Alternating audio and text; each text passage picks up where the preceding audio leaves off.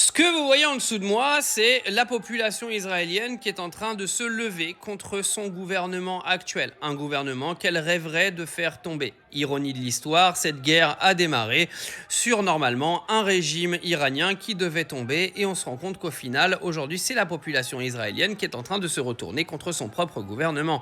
Et oui, parce que Benjamin, s'il est vivant ou pas, ça, on sait toujours pas, il est très décrié en Israël. C'est pour ça que je vous dis qu'à chaque fois qu'on parle d'Israël, il vaut mieux ne pas mélanger tout le monde parce qu'une grosse partie de la population est complètement contre le gouvernement actuel et se fait frapper par la police.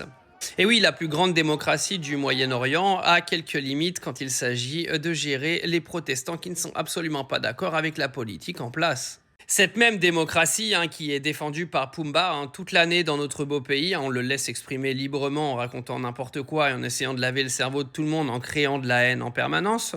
Mais on voit bien qu'aujourd'hui, même la population israélienne en a ras-le-bol de tous ces clowns que sont Pumba, que sont le porte-parole qui passe sa vie sur CNews ou de Benjamin, tu vois.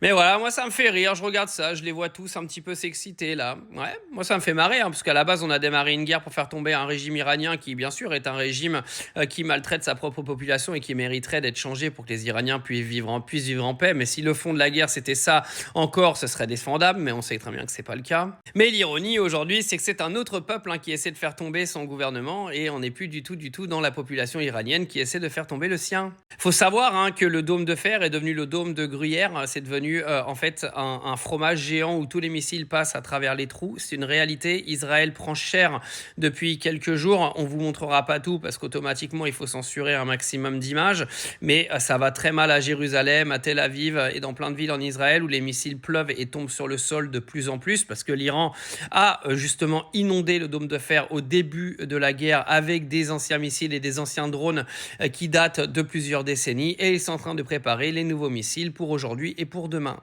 J'ai hâte de voir comment Israël va se défendre une fois que le dôme de fer sera devenu complètement inefficace.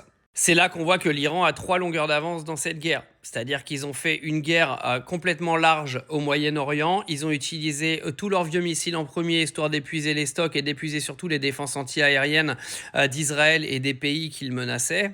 Et là, l'Iran est en train de faire très mal à Israël et on voit que la politique intérieure d'Israël n'est absolument plus la même qu'elle était il y a encore quelques mois ou quelques années. On voit que ça commence à se tendre à l'intérieur du régime.